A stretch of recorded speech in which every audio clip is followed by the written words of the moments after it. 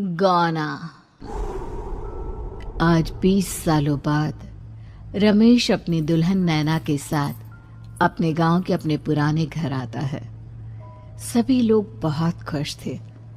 रूपा भी अपनी बहू का स्वागत करने में लगी थी। पर ये क्या, रूपा जैसे ही अपनी बहू की आरती उतारने जाती है, अचानक से तेज हवाएं चलने लगती है। घर की लाइट चली जाती है और आरती का थाल का दीपक बुझ जाता है। माँ, ये सब क्या हो रहा है?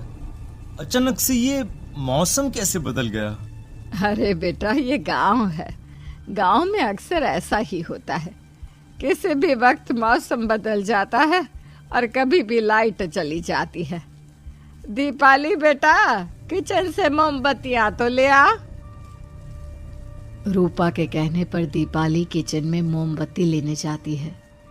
लाइट ना होने की वजह से घर में काफी अंधेरा था, इसलिए दीपाली अपने फोन का टॉर्च ऑन करती है और टॉर्च ऑन करते ही उसे महसूस होता है जैसे कोई उसके सामने से गुजरा हो। मुझे ऐसा क्यों महसूस हुआ कि मैंने अभी यहाँ किसी को देखा? क्या सच में यहाँ कोई था या ये सिर्फ मेरा वहम था? अरे दीपाली बेटा, मिले कि नहीं मोमबत्ती? हाँ माँ, बस अभी लाती हूँ। दीपाली सारी बातों को भूलकर मोमबत्ती जलाती है और जैसे ही मोमबत्ती लेकर वापस बाहर जाने के लिए पीछे मुड़ती है तो उसके सामने एक 10 साल की छोटी बच्ची खड़ी होती है। उस बच्ची की एक झलक देखते ही दीपाली डर जाती है और जोर जोर से चिल्लाने लगती है। तभी अचानक से लाइट आ जाती है। दीपाली की आवाज़ सुनकर शंकर और छोटा भाई पवन उसके पास पहुंचते हैं। क्या हुआ दीपावली बेटा? पापा, मैंने किसी को देखा। दीदी यहाँ पर कोई नहीं है। अंधेरे में वहम हुआ होगा आपको। अब चलो, दरवाजे पर भैया भाभी कब से खड़े हैं। दीपाली भी इसे अपना एक वहम समझकर सबके साथ बाहर चली जाती है, जहां वो लोग अपनी भाभी का स्वागत करते हैं। नैना अपने पैरों से कलश को गिराकर थाल में पैर रखती है और घर के अंदर जाती है। सब घर के अंदर चले जाते हैं। भाभी, मैं आपकी ननद नहीं, आपकी छोटी बहन और फ्रेंड की तरह हूँ। इसलिए कभी भी आपको ये लगे कि भैया आपको सता रहे हैं तो आप उनकी शिकायत मुझसे कर देना। भाभी भैया की शिकायत करे या ना करे, पर मुझसे और माँ से तेरी शिकायत जरूर करेगी। सभी आपस में बैठकर हंसी मजाक कर रहे थे। नैना भी घूंघट किए अपने बिस्तर पर बैठी थी। वो सब आपस में बात कर ही रहे होते हैं कि तभी उन्हें एक अजीब डरावनी आवाज सुनाई देती है और कमरे की खिड़की अपने आप ही खुल जाती है। मुझे इसीलिए गांव पसंद नहीं। गांव में ऐसी ही डरावनी आवाजें आती हैं। मैंने तो सुना है गांव में बहुत सारे भूत भी होते हैं और इस मौसम को पता नहीं क्या हो रहा है। मुझे तो बहुत डर लग रहा है। मैं तो अपने कमरे में जा रही हूँ सोने। बाय भाभी, हम कल बात करेंगे। अब सब अपने कमरे में सोने चले जाते हैं। नैना अपने कमरे में बिल्कुल अकेली थी। कुछ देर बाद रमेश अपने कमरे में आता है और देखता है कि नैना खिड़की के पास खड़ी होकर बाहर की ओर एकटक नजरें लगाकर देख रही थी। क्या हुआ नैना? बाहर क्या देख रही हो? मैं बाहर का मौसम देख रही हूँ रमेश जी। इस मौसम को देखकर ऐसा लग रहा है जैसे आज कोई अपना बदला लेने के लिए आया है। तुम क्या बोल रही हो? मेरी कुछ समझ में नहीं आ रहा। और वैसे भी रात काफी हो चुकी है, अब हमें भी सो जाना चाहिए। चलो। इतना बोलकर रमेश सोने के लिए बिस्तर पर लेट जाता है, पर नैना अब भी खिड़की के पास ही खड़ी होती है। रमेश के सो जाने के बाद नैना अपनी सास के कमरे में जाती है और अपनी सास के पास बैठकर रोने लगती है। जिसे सुन सास की नींद खुल जाती है। बहू, अरे क्या हुआ बहू? तू इतनी रात को यहाँ मेरे कमरे में बैठकर रो क्यों रही है? मम्मी जी, आपने मुझे क्यों नहीं अपनाया? आपको पता है, आपकी वजह से मुझे और मेरे परिवार वालों को गांव वालों के कितने ताने सुनने पड़े। तू मेरी बहू नहीं है? कौन है तू? मम्मी जी, मैं आप ही की बहू हूँ। आपने मुझे अब भी नहीं पहचाना? इतना बोलते ही नैना की आंखें लाल हो जाती हैं। वो जोर जोर से हंसने लगती है। मौसम का रुख बदल जाता है। कमरे की खिड़कियां और दरवाजे अपने आप ही खुलने और बंद होने लगते हैं। देखते ही देखते नैना हवा में उड़ने लगती है और वो अपनी आंखों के इशारे से अपनी सास को भी हवा में लटका देती है। तेरी वजह से मुझे और मेरे घर वालों को ताने सुनने पड़े। तूने जो पाप किया है, तुझे उस पाप की सजा मिलेगी और अब तेरी इस गलती की सजा तेरा पूरा परिवार भुगतेगा।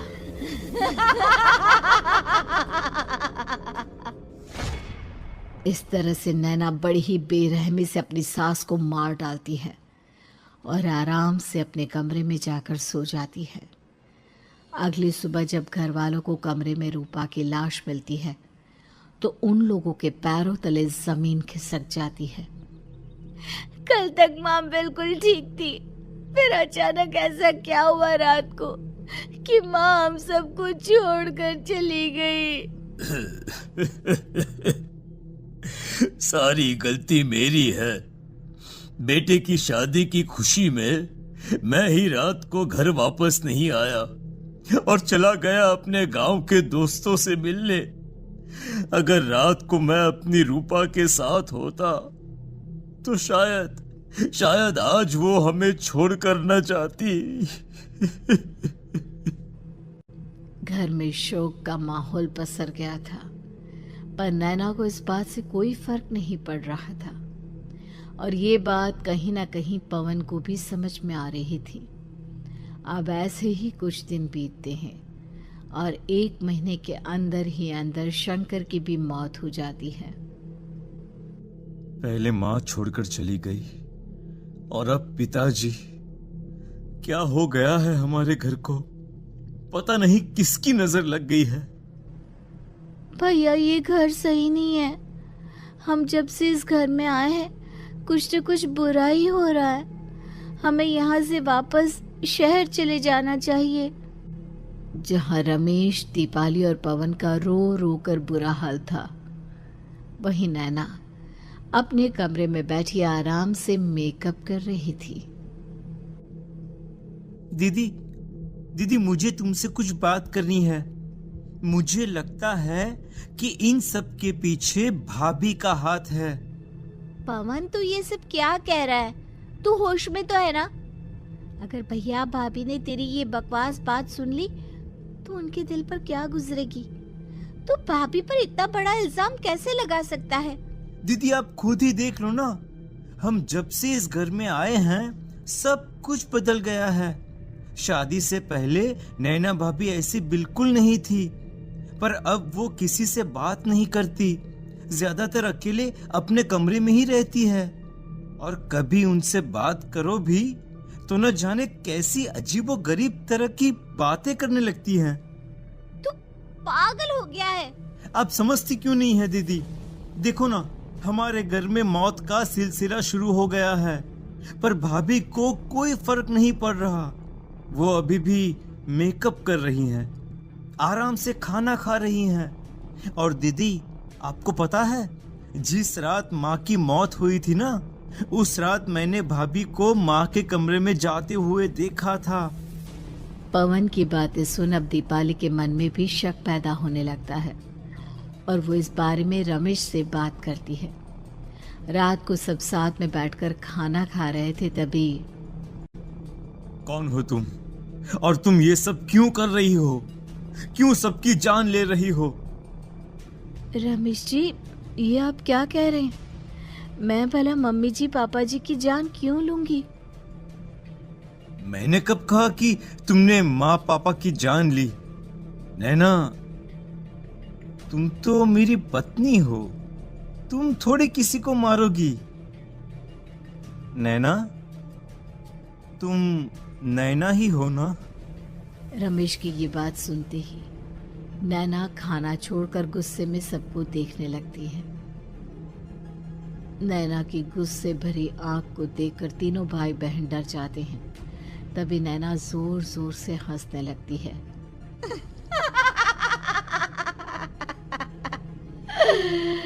मैं ही तो हूँ। आपकी पत्नी गौरी। गौरी का नाम सुनते ही रमेश के होश उड़ जाते हैं। आखिर कौन है ये गौरी? क्या है इस घर और घर वालों का राज?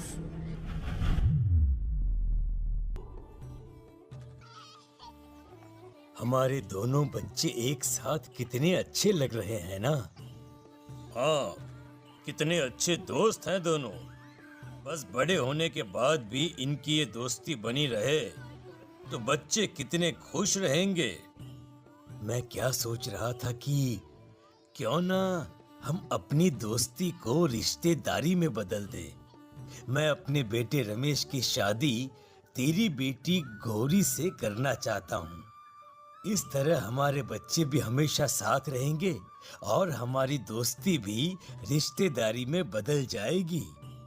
शंकर की इस बात से उसके दोस्त को बहुत अच्छा लगता है और वो अपनी बेटी की शादी रमेश से करवाने के लिए तैयार हो जाता है।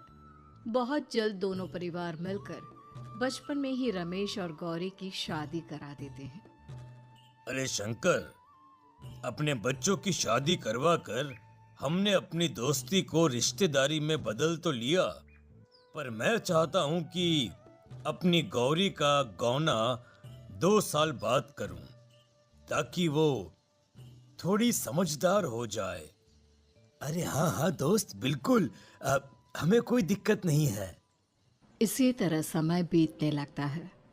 समय के साथ शंकर का कारोबार तरक्की पकड़ लेता है और 2 साल बाद शंकर अपने पूरे परिवार के साथ शहर में शिफ्ट होने की तैयारी कर लेता है।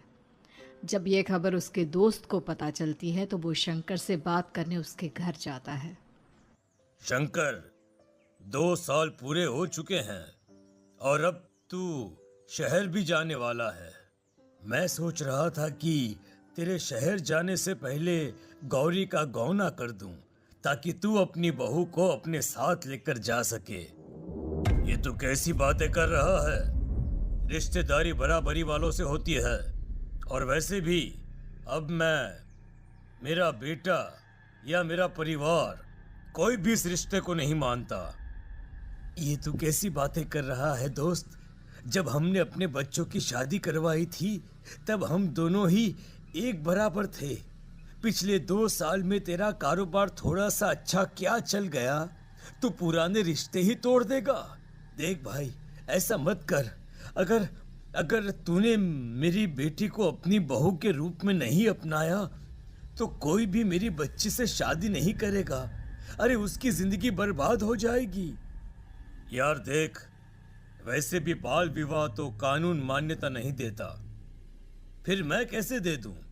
तू अपनी बेटी के बड़े होने पर उसकी शादी किसी दूसरे लड़के से करवा देना। वैसे भी तब तक ना उसे और ना ही गांव वालों को ये बात याद रहेगी। मेरे बेटे को बख्श दे मेरे भाई। इस तरह से शंकर अपने दोस्त के परिवार और गौरी को गांव वालों के ताने सुनने और जिल्लत से भरी जिंदगी जीने के लिए छोड़ अपने परिवार वालों के साथ शहर चला जाता है। अरे इनकी गौरी में ही कोई दोष होगा, तभी तो लड़के वालों ने इनकी बेटी को अपनी बहू के रूप में नहीं अपनाया और उसको यहाँ छोड़कर शहर चले गए। अब कौन थामेगा ऐसी लड़की का हाथ? अरे पता नहीं कैसा आदमी है जो गांव वालों के इतने ताने सुनकर भी सर उठाकर गांव में चल रहा है। अरे अगर मेरी बेटी के साथ ऐसा हुआ होता ना तो मैं तो शर्म के मारे मर ही जाता। हाँ, दिन रात लोगों की नजरों में अपने लिए ग्रहण देख और सबके ताने सुन सुन अब गौरी के पिता हिम्मत हारने लगते हैं और एक रात गौरी के माता पिता खुदकुशी कर लेते हैं। ये सदमा गौरी भी सहन नहीं कर पाती और उसकी भी मृत्यु हो जाती है।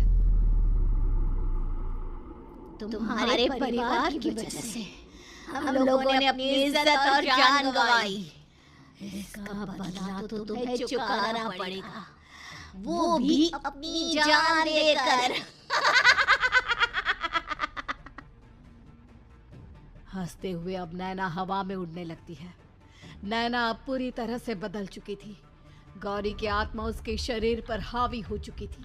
उसकी आंखें सफेद, पैर उल्टे, चेहरा काला और बाल बिखर गए थे। अब गौरी अपनी शैतानी शक्तियों से घर के हर कोने को अपने काबू में कर लेती है और सीधी दीवार पर जाकर चिपक जाती है। मुझे अपना बदला चाहिए। बदला लूंगी मैं तुम सबको खत्म कर दूंगी। गौरी इतनी तेज चिल्ला रही होती है कि उसकी आवाज से घर के सारे कांच टूट जाते हैं। सामान इधर उधर गिरने लगता है और ये सब देखकर तीनों भाई बहन के होश उड़ जाते हैं। बचाओ, भागो भागो। उन तीनों को अपनी जान बचाने के लिए यहाँ से वहां भागता देख गौरी जोर जोर से हंसने लगती है। तभी दीपाली घर से बाहर निकलने लगती है, जिसे देख गौरी गुस्से में अपनी शक्तियों से तुरंत घर का दरवाजा बंद कर दीपाली को हवा में उड़ा देती है। बाहर भागेगी, मुझसे बचकर भागना चाहती है, कोई नहीं बचेगा, आज तुम सब मरने वाले हो। अचानक घर में भूतिया आवाजें गूंजने लगती है, तेज हवाएं चलने लगती हैं।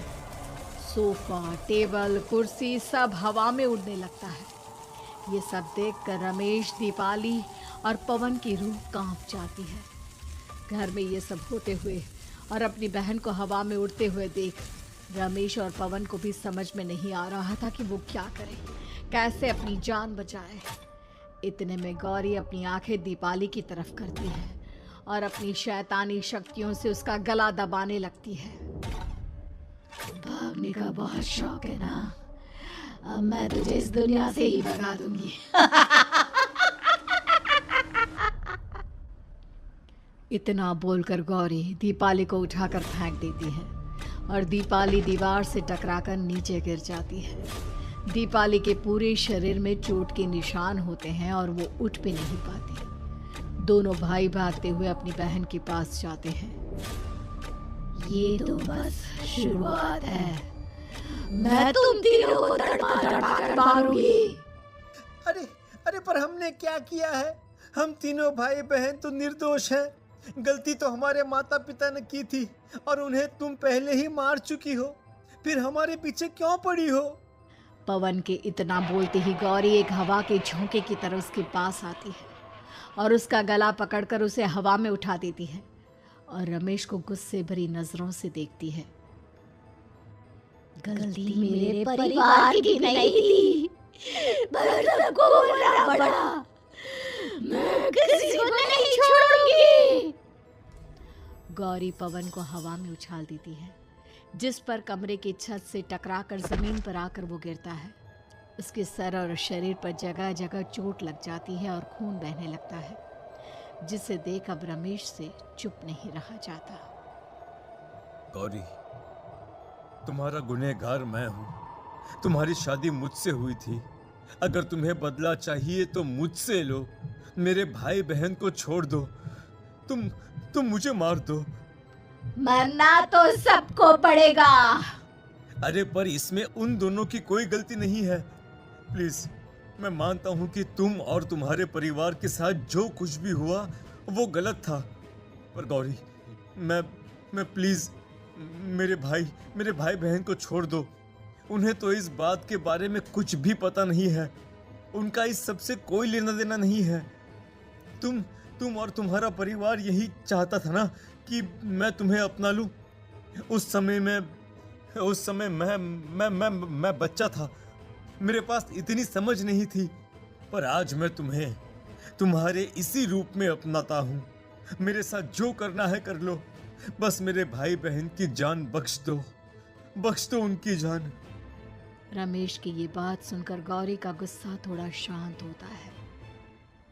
ठीक है, मैं तुम्हारे भाई बहन को नहीं मारूंगी, पर तुम्हें मरना होगा और तुम्हारी आत्मा को मेरे साथ शादी करनी होगी। मुझे मंजूर है। अब रमेश गौरी के साथ छत पर जाता है और छत से नीचे कूद जाता है। रमेश के मरते ही गौरी उसकी आत्मा को अपने साथ ले जाती है और इस तरह से रमेश खुद मरकर अपने भाई बहन को बचा लेता है।